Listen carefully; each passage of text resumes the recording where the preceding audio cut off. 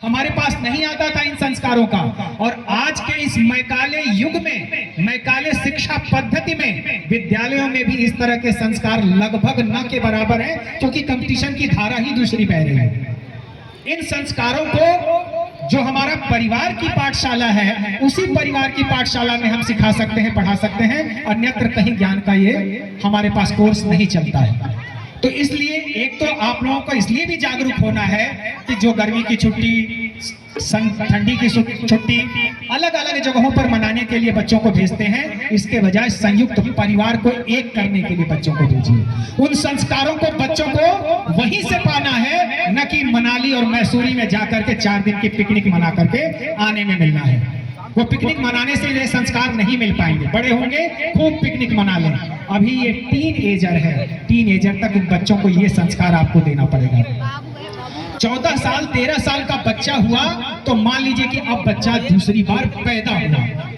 जिस तरह से साल भर के 6 महीने के बच्चे को एक एक पल माँ आंखों के सामने रखती है, पिता आंखों के सामने रखता है कि कहीं दाएं बाएं होगा तो जलती हुई चिराग पे हाथ रख देगा, कहीं कोई नुकीली चीज से चुभ जाएगा, कहीं पलंग से नीचे गिर जाएगा, वैसे ही 13 साल 14 साल 15 साल के बच्चे को भी उतने ही तन्मयता के साथ आपको ध्यान देना पड़ेगा कि 13 साल की बच्ची हो गई, कहाँ जा रही है।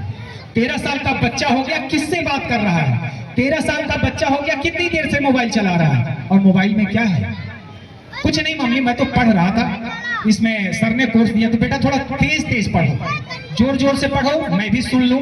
सुनने में तो कोई बुराई नहीं है, कुछ भी अंग्रेजी हो हिंदी हो हम सुन सकते हैं कि नहीं सुन सकते हैं। अगर हम इन बच्चों से ये चीज बुलवाना शुरू कर दें, रोकना टोकना शुरू कर दें, अच्छा बेटा दिखाओ तो देखें तुम्हारे कोर्स को कैसा दिखता है। जैसे सुभाष चंद्र बोस की मां ने कहा बिना पढ़े ही ये सवाल गलत है, वैसे ही बेटा बहुत देर हो गई मोबाइल, अब इतनी देर तक देखना गलत है, अब किताब उठाओ। अब पुस्तक उठाने की बारी आ गई, या तो फील्ड में जाकर के शारीरिक रूप से खेलो, शारीरिक दक्षता अपनी बढ़ाओ। हेल्दी मैन जो बॉडी होती है उसी में स्वस्थ मस्तिष्क अपना निवास करता है, तो स्वास्थ्य को बढ़ाने के लिए प्रयास करें। इतने ही दिनों में क्या होता है, इन बच्चों से नादानियां होती हैं। ये बच्चे आकर्षण में पढ़ करके उसको प्रेम मान लेते हैं कि ये मेरा प्यार है। इस तरह से हम लोग थानों में बैठ करके समझाते हैं, दिल कचोट जाता है कि 9 माह से जिसने गर्भ में पाला उसकी तरफ आंख उठा करके भी बच्ची नहीं देखती है, और बच्ची की उम्र 15 साल है। इस तरह की स्थितियां क्यों आती हैं घरों में, ऐसा क्यों, क्या हो गया उस माँ के साथ जिसको बच्ची देखना तक पसंद नहीं करती, सिर्फ इसलिए कि माँ कि जो प्रेम की परिभाषा है उसको बच्ची ने नहीं पढ़ा, मोबाइल की प्रेम की परिभाषा बच्ची ने पढ़ लिया। मैं हर बच्ची से लगातार कहता हूं कि प्यार की दुनिया में सिर्फ एक परिभाषा है, वो है माँ। अगर किसी को प्यार सीखना है तो माँ से सीखो, माँ के अलावा कुछ भी नहीं है इस दुनिया में, जो कुछ भी है छलावा है, स्वार्थ है, सिर्फ एक माँ ही है जो निस्वार्थ भाव से बिटिया को 2 रोटी बढ़ा के देती। भले कोई पड़ोसी कहे कि बिटिया मोटी हो गई है, लेकिन माँ की नजरों में अभी तो कुछ खाई नहीं, 1 रोटी बेटा मेरी तरफ से खाए।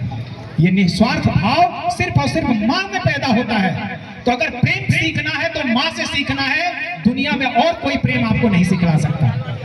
ये संस्कार आपको टीनएजर्स में डालने हैं।